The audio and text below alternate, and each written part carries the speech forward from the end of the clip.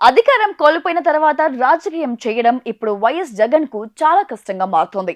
ప్రజల్లోకి వెళ్లేందుకు జగన్ చేస్తున్న ప్రయత్నాలు అంతగా ఫలించలేకపోవడంతో ఒకటైతే ఇప్పుడు వైసీపీ నుంచి ఎప్పుడు ఎవరు ఏ విధంగా బయటకు వెళ్లిపోతారనేది ఆందోళన కలిగిస్తోంది.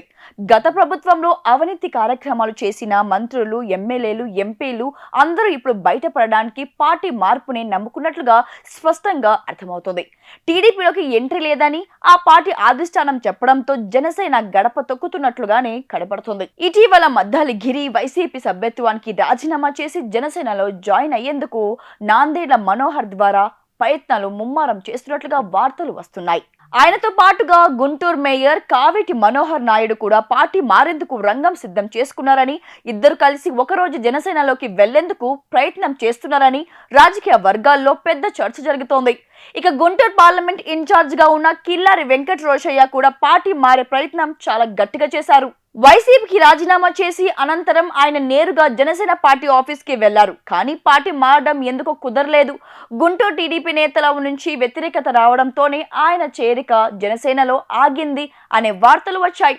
ఇప్పుడు మరో నేత కూడా పార్టీ మారేందుకు విశ్వ ప్రయత్నాలు చేస్తున్నారు.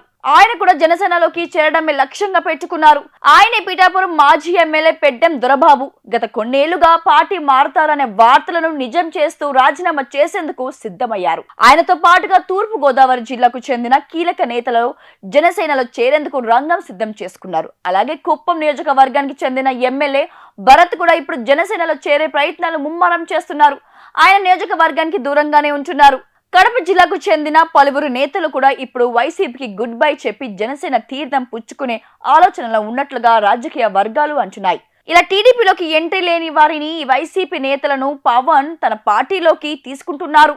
దీని ద్వారా జనసేన పార్టీ బలోపేతం అయ్యే అవకాశాలున్నాయని పవన్ భావిస్తున్నారు. అయితే గతంలో టీడీపీ నేతలు ఇబ్బంది పెట్టిన వారిని కాకుండా సౌమ్యులుగా గుర్తింపుగా ఉన్న వారినే పవన్ ఆహ్వానిస్తున్నారు.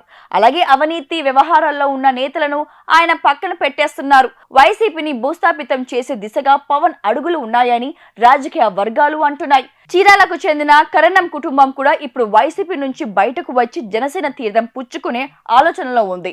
ఇలా వైసీపీలో పట్టున్న మంచి నేతలకు పవన్ స్వాగతం పలుకుతున్నట్లుగా తెలుస్తోంది.